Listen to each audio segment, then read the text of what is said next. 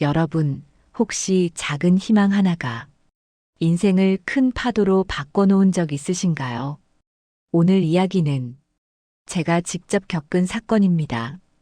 제가 잃은 건 돈이었지만 되찾은 건 제 삶의 방향이었습니다. 이런 이야기들이 필요하신 분들이 계시다면 잠시만 함께 걸어가 주세요. 구독해 주시면 제가 겪은 진실과 배운 것들을 더 많은 분들께 나눌 수 있습니다. 안녕하세요. 저는 박정순입니다. 58해를 살아오며 제 손으로 벌어 제 두 발로 여기까지 왔다고 믿었는데요. 사람 마음이라는 게 참 묘해서 어떤 순간엔 작은 희망 하나에도 크게 흔들리더군요. 그날도 그랬습니다. 퇴직한 뒤 조용한 아침을 보내던 어느 날, 뉴스 화면 아래로 스쳐 지나가던 자막을 보았습니다. 캄보디아 신공항 개발 소식이라 적혀 있었어요. 무심코 지나칠 수도 있는 내용이었는데, 마음 한구석에서 이상하게 붙잡히는 기운이 있었습니다. 아마도 제 노후에 대한 두려움이 조용히 흔들리고 있었던 것 같아요. 그 즈음 저는 한 달마다 들어오는 연금만으로는 앞으로의 삶이 괜찮을지 스스로에게 자꾸 되묻고 있었습니다. 자식들에게 손 벌릴 생각은 없었고 어떻게든 스스로 버텨보려고 조금씩 생활비를 줄이는 날들이 이어졌습니다. 그런데 묘하게도 줄어든 지출만큼 마음도 함께 줄어들더군요. 그래서였을까요? 어느새 저는 인터넷에서 해외 개발 정보를 찾아보고 있었습니다. 그 중에서도 사람들이 가장 많이 이야기하던 것이 바로 그 신공항이었어요. 처음엔 가볍게 읽고 넘겼는데 며칠 뒤 제 휴대폰으로 무료 설명의 초대 문자가 도착했습니다. 덕담처럼 들리는 문장들이 이어졌고 혹시나 하는 마음이 들기 시작했습니다. 설명회가 열린 날, 저는 조심스레 그곳으로 향했습니다. 작은 강당 안에는 저와 비슷한 또래의 사람들이 의자를 다 채울 만큼 앉아 있었어요. 강사는 환한 미소로 인사를 건넸고 우리의 삶이 달라질 수 있다는 이야기를 한 문장 한 문장에 힘을 담아 전했습니다. 그리고 결정적으로 신공항 완공 시기가 가깝다는 뉴스 자료들을 스크린에 비추었어요. 저는 어쩐지 가슴 깊은 곳에서 오래 잠들어 있던 욕심이 천천히 깨어나는 걸 느꼈습니다. 조금만 용기를 내면 앞으로의 삶이 한결 가벼워질 수도 있겠다는 생각이 또렷하게 떠오르더군요. 그날 밤, 저는 혼자 앉아 오래도록 통장을 바라봤습니다. 그 속에 담긴 숫자들이 어느 때보다 눈부시게 보였고 그 숫자를 지키고만 있어야 하는지 아니면 더 나은 내일을 위해 써야 하는지 스스로에게 계속 묻기만 했습니다. 그리고 결국 저는 생각보다 빨리 하나의 선택을 하게 되고 말았습니다. 그 선택이 이후 제 삶을 어디까지 흔들어 놓을지 그땐 전혀 알지 못했어요. 그렇게 저는 결국 신공항 인근 토지를 살펴보겠다는 결심을 하게 되었어요. 설명회에서 나눠준 안내 책자를 다시 펼쳐보니 사진 속 풍경들은 하나같이 밝고 넓었고 새로운 시대가 열릴 것처럼 꾸며져 있었습니다. 그 이미지를 보고 있자니 몸 한쪽이 이상하게 뜨거워졌습니다. 마치 오래된 마음의 문이 조심스레 열리는 느낌이었죠. 며칠 뒤 브로커라고 소개한 사람에게서 전화를 받았습니다. 말투는 부드러웠고 저를 선생님이라 부르며 기회가 얼마나 귀한지 천천히 설명했습니다. 저는 그의 말 하나하나에 정신이 조금씩 끌려갔습니다. 그가 말하던 선점이라는 단어가 뇌리에 깊이 박혀버렸기 때문이죠. 그는 곧 현지 사진이라며 여러 장을 보내왔습니다. 붉은 흙길 위로 커다란 공항 진입로가 조성되고 있다는 내용이었어요. 저는 그 사진들을 천천히 넘겨보며 이대로라면 괜찮을 거라는 근거 없는 확신을 품고 말았습니다. 하지만 마음 한편에서는 알 수 없는 불편함이 조금씩 피어오르고 있었습니다. 너무 좋은 말들만 이어졌고 모든 설명이 매끄럽게 흘러갔기 때문입니다. 그래도 저는 그 불편함을 애써 밀어냈습니다. 어쩌면 저 스스로가 확실한 무언가를 믿고 싶었던 거겠죠. 계약을 앞둔 날, 저는 새벽부터 잠이 오지 않았습니다. 거실 불을 켜지 않은 채 커피만 한 잔 내려놓고 긴 호흡을 들이마셨습니다. 그리고 작은 목소리로 스스로에게 말했습니다. 지금이라도 멈출 수 있다고. 아무도 나를 재촉하지 않는다고. 하지만 막상 계약 자리 앞에 서니 다른 생각이 떠오르지 않았습니다. 사람들의 얼굴은 잔잔했고 저와 같은 고민을 가진 듯한 중년과 노년의 표정들이 자리하고 있었어요. 그 모습을 보며 나만 이렇게 불안한 건 아니라는 묘한 안도감이 생겼습니다. 서류 위에 제 이름을 또박또박 적는 동안 손끝이 살짝 떨렸습니다.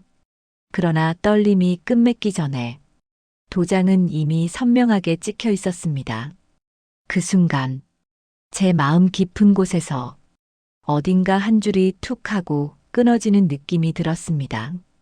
돌아갈 수 없게 되었다는 생각 때문이었죠. 계약을 마치고 돌아가는 길, 창밖의 풍경이 평소보다 훨씬 흐릿하게 보였습니다. 마치 제 안에 무언가가 천천히 가라앉는 듯 했어요. 그러면서도 이상하게 내일부터의 삶은 달라질지도 모른다는 기대가 조용히 솟아오르고 있었습니다.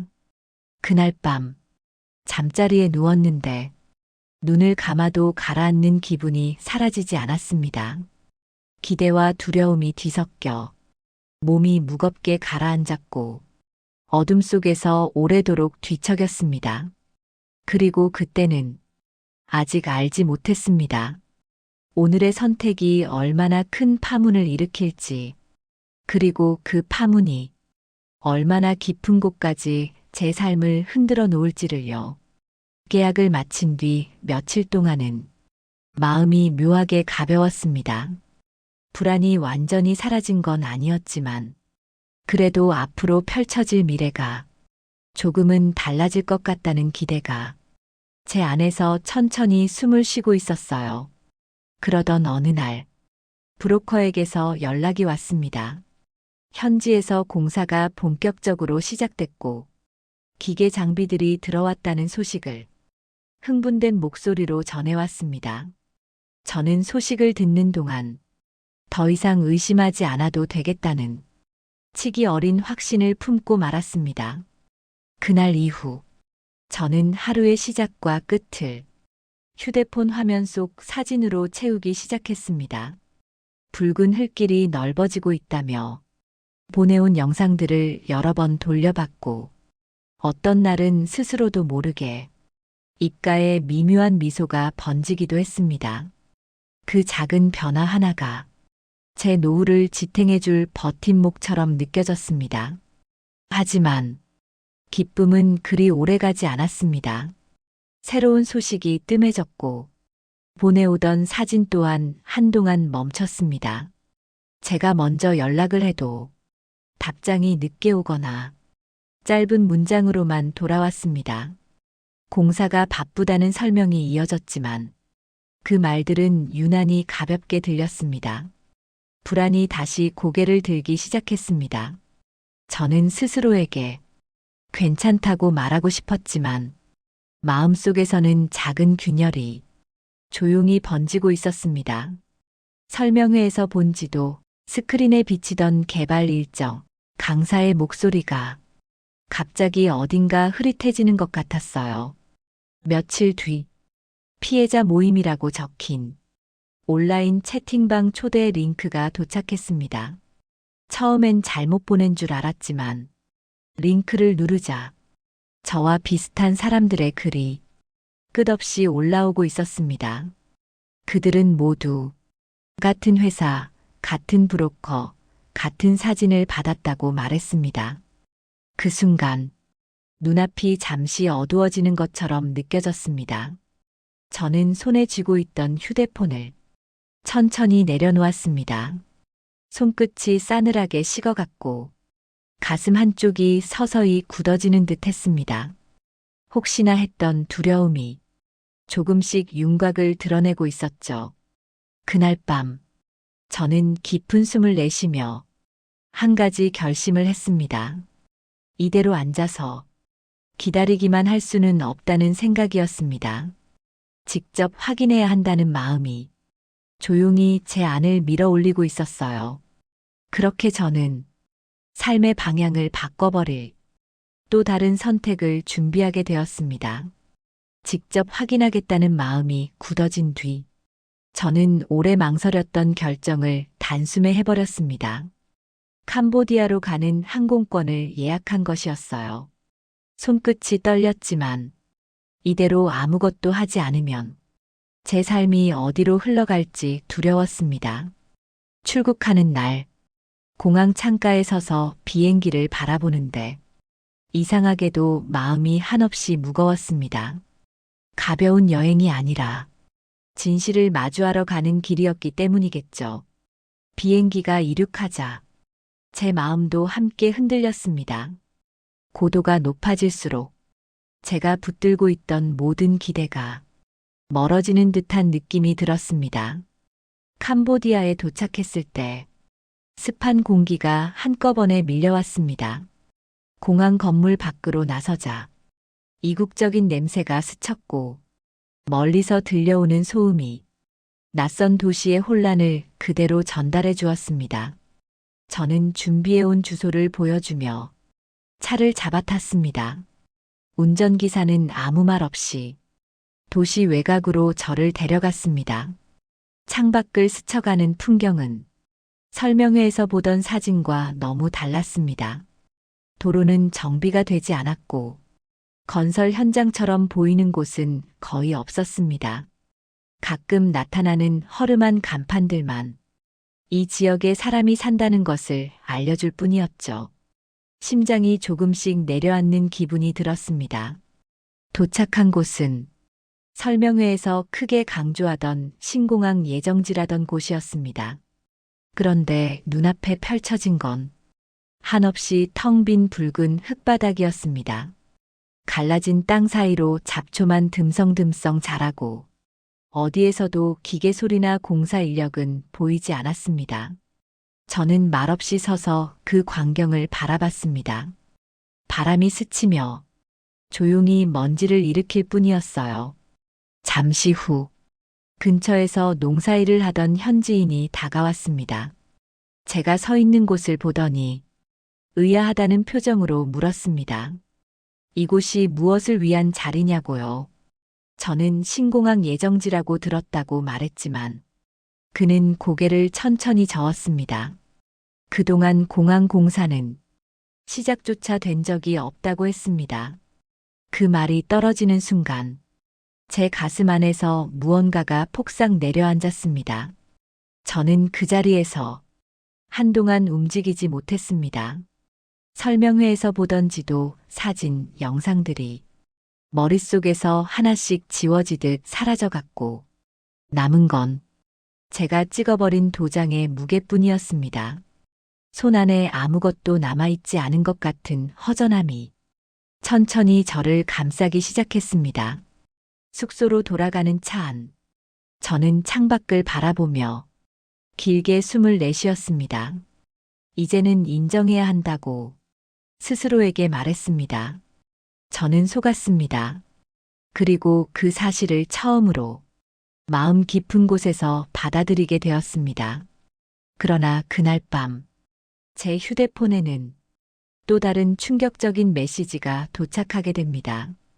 그 메시지는 제가 어떤 길을 향해 가야 하는지 또다시 삶을 흔들어 놓을 선택을 요구하고 있었습니다.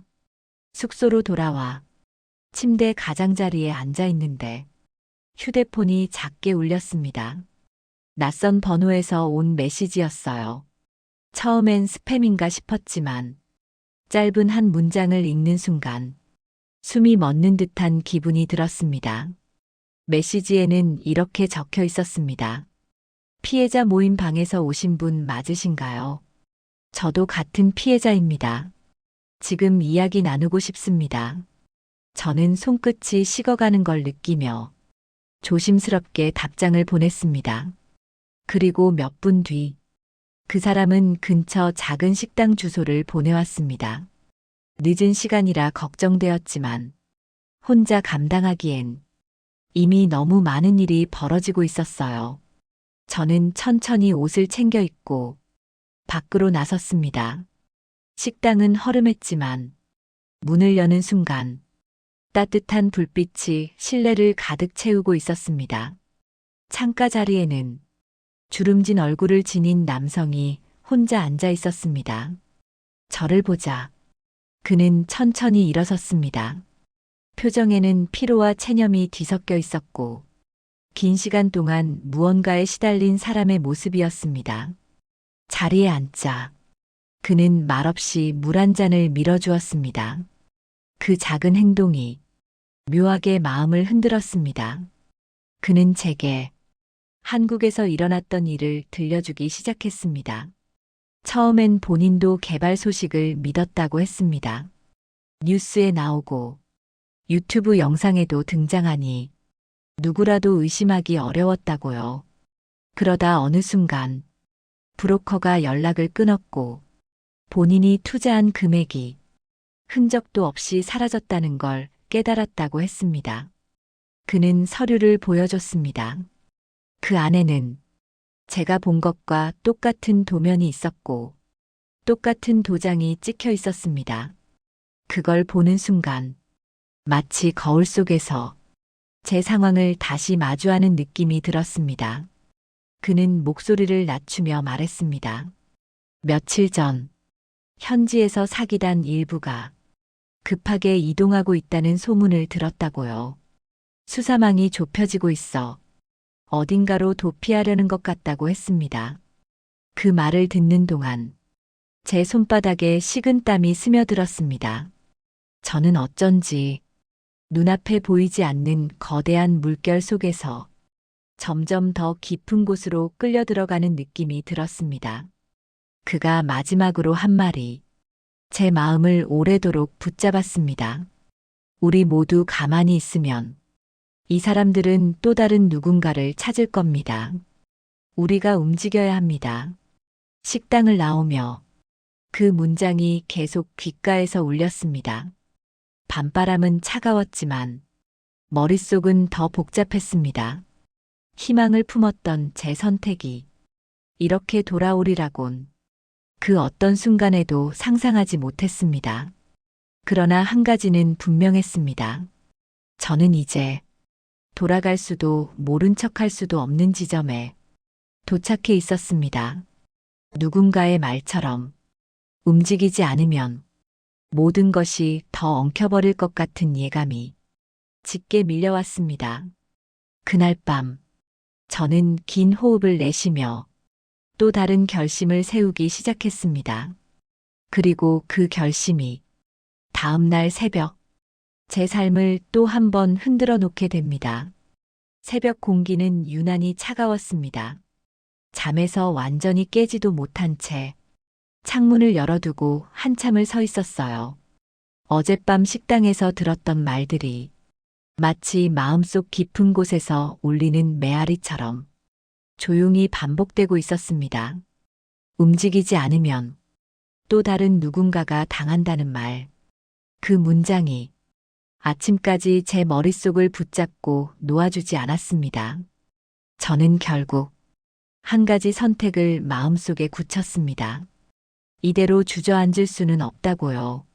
적어도 제가 겪은 일을 다른 사람은 겪지 않도록 해야 했습니다. 그런데 그때 휴대폰으로 긴 메시지가 도착했습니다. 익숙한 번호였습니다. 며칠 전부터 연락이 뜸하던 그 브로커였어요. 메시지에는 비행기를 타고 한국으로 잠시 들어가야 하는 상황이라며 며칠 동안 연락이 어려울 것이라는 문장이 적혀 있었습니다.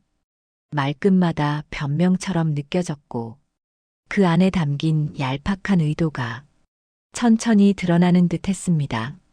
저는 곧바로 전화를 걸었습니다. 통화음이 몇 번 울리다 꺼져 있다는 안내음만 반복되었습니다. 그 순간 몸 안에서 무언가가 툭 하고 떨어져 나가는 듯한 묘한 허탈감이 올라왔습니다. 그래도 포기할 수는 없었어요. 저는 전날 만났던 그 남성에게 연락을 보냈습니다. 곧바로 답장이 왔고 우리는 함께 현지 행정청을 찾아가 보기로 했습니다. 행정청 건물은 오래된 벽돌 냄새가 났습니다. 창문은 닳아 있었고 내부의 책상들은 오래전부터 정리되지 않은 듯 서류가 산처럼 쌓여 있었습니다. 직원에게 신공항 개발 자료를 확인하고 싶다고 말하자 그는 무표정한 얼굴로 종이 몇 장을 꺼내 들었습니다. 그가 내민 서류를 바라보는 순간 저와 그 남성은 동시에 숨을 멈췄습니다. 문서에는 신공항 개발 승인 자체가 검토 단계에서 멈춰 있다는 내용이 적혀 있었습니다. 그 검토 날짜는 무려 몇 년 전이었고 그 뒤로 어떤 기록도 없었습니다. 제가 들고 있던 서류 속의 도면, 설명회에서 봤던 일정표, 화면에 비춰졌던 지도들은 이 문서와 단 하나도 일치하지 않았습니다. 그 순간 머릿속 전체가 하얘졌습니다. 제가 믿었던 모든 것이 허공 위에 세워진 그림자였다는 사실이 뚜렷하게 다가왔습니다. 밖으로 나오는데 햇빛이 그렇게 눈부시게 느껴진 적이 없었습니다. 그 빛 아래에서 제 얼굴은 이상하게도 무표정해졌습니다. 화가 나는 것도 아니고 눈물이 나는 것도 아니었습니다. 그저 오랫동안 껴안고 있던 무언가가 천천히 녹아 사라지는 느낌이었어요. 그 남성이 조심스럽게 말했습니다. 이제부터는 확실한 증거를 모아야 한다고요. 저는 고개를 끄덕였지만 머릿속은 온통 제 통장의 잔액만 떠올랐습니다. 그 숫자들이 얼마나 빠르게 지워졌는지 이제야 실감이 났습니다. 숙소로 돌아가는 길, 저는 자신에게 되묻고 있었습니다. 왜 그때 그 한 장의 서류에 도장을 찍었을까?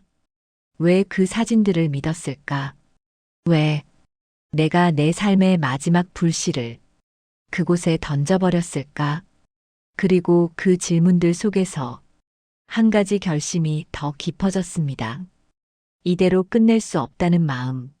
저는 이제 진실을 더 깊이 파헤려야 했습니다. 그것이 제가 다시 서 있는 길이라고 믿었기 때문입니다. 행정청에서 돌아온 다음 날, 저는 새벽부터 잠이 오지 않았습니다. 어둠이 서서히 거쳐가는 창밖을 바라보며 긴 호흡을 들이마시는데 가슴 한쪽이 이상하게 뻐근했습니다. 이미 모든 사실을 알아버린 지금 제가 해야 할 일이 무엇인지 천천히 떠오르고 있었어요. 휴대폰 알림이 울렸습니다. 전날 함께 움직였던 남성이 간략한 내용을 정리해 다른 피해자들에게 공유하겠다는 메시지를 보냈습니다. 저는 고개를 숙여 그 글을 읽으며 한 가지 사실을 깨달았습니다. 이 싸움은 이미 혼자 감당하기엔 너무 큰 것이 되었다는 걸요. 그는 오늘 저녁에 피해자 몇 명이 모인다며 가능하면 함께 오라고 했습니다. 저는 천천히 답장을 보냈습니다. 괜찮습니다. 제가 가보겠습니다. 시간이 천천히 지나 약속된 장소로 향했습니다. 작은 회의실이었고 안으로 들어서자 4~5명의 사람들이 조용히 앉아 있었습니다. 그들의 얼굴에는 저와 같은 상처가 담겨 있었습니다. 누군가는 노후의 마지막 전부를 잃었다고 했고 누군가는 아이들 결혼 자금까지 날아갔다고 말했습니다. 그 목소리마다 제가 겪은 감정이 되살아났다. 사라지기를 반복했습니다. 이야기가 이어지던 중 한 사람이 작은 목소리로 말했습니다. 실제로 브로커와 접촉했던 흔적을 자신이 가지고 있다고요. 그러면서 휴대폰 속 메시지를 보여주었습니다. 그 안에는 지도와 도면, 그리고 공사 현장이라고 찍힌 사진들이 제가 받았던 것과 똑같은 방식으로 나열돼 있었습니다. 그 이미지를 보는 순간 제 안에 남아있던 마지막 기대도 조용히 꺼져갔습니다. 그러던 중 남성이 한 가지 제안을 했습니다. 가장 중요한 증거는 사람의 입이라는 말이었습니다. 이 일을 정면으로 밝히려면 정확한 진술이 필요하다고요.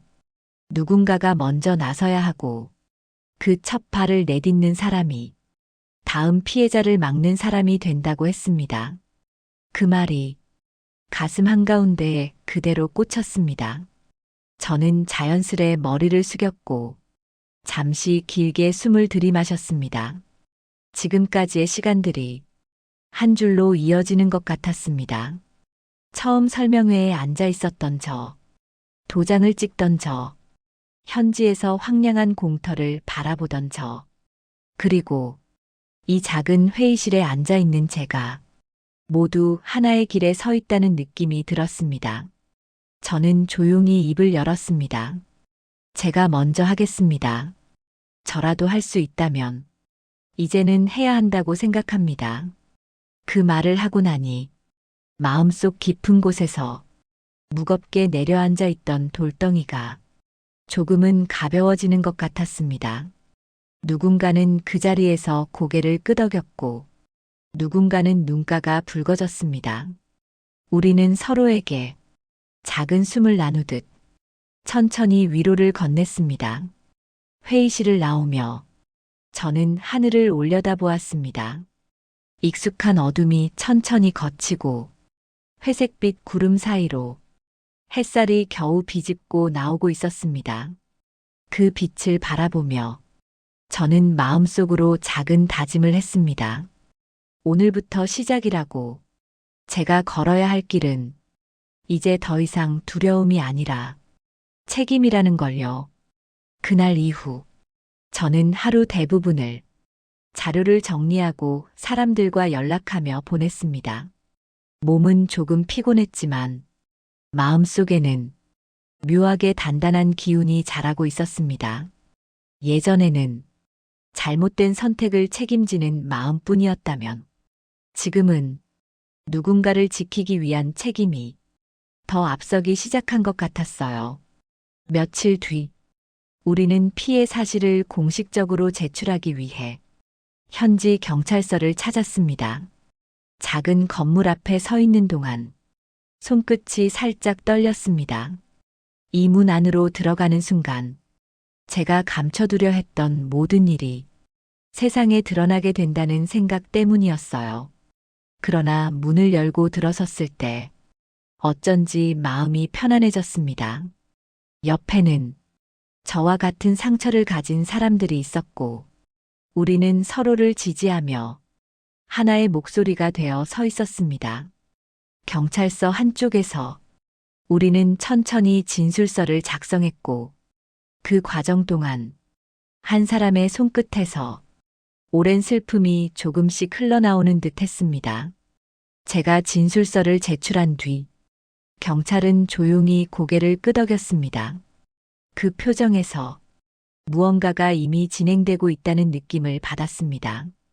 돌아오는 길, 햇빛이 도로 위를 환하게 비추고 있었고 그 빛 속에서 제 그림자는 이전보다 조금 더 곧게 서 있는 것처럼 보였습니다. 한국에 돌아오는 비행기 안에서 저는 창밖을 오래 바라보았습니다. 하늘은 고요했지만 제 마음속은 여기까지 이르게 한 모든 순간들이 서로에게 기대며 흐르고 있었습니다.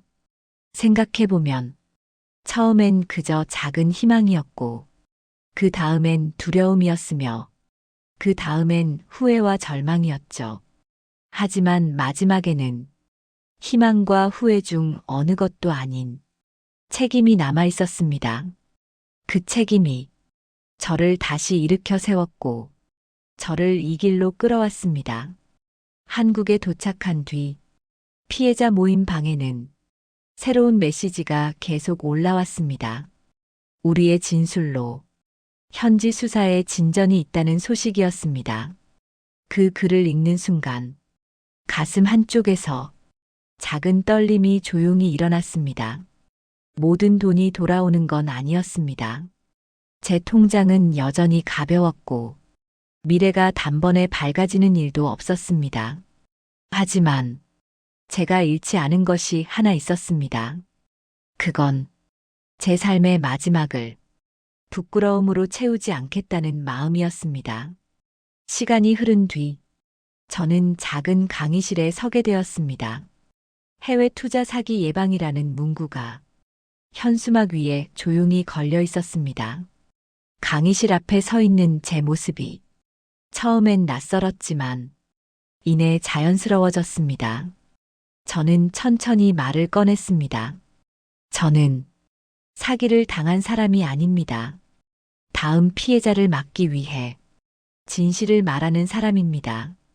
그리고 그 말을 마치고 나서야 제 마음 깊은 곳에서 조용히 뜨거운 무언가가 올라왔습니다. 그것은 슬픔도 아니고 분노도 아니었습니다. 제가 다시 살아가고 싶다는 단단한 의지였습니다. 이제 저는 공항 대신 사람들을 바라봅니다.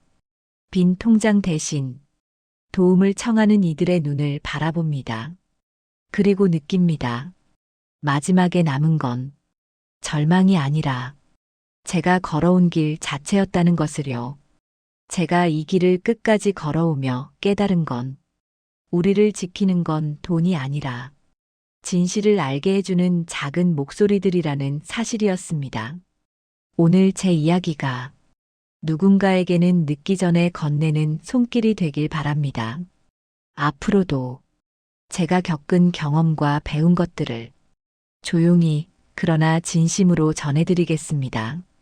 구독과 알림을 해주신다면 그 길 위에서 다시 만나 뵙겠습니다. 들어주셔서 고맙습니다.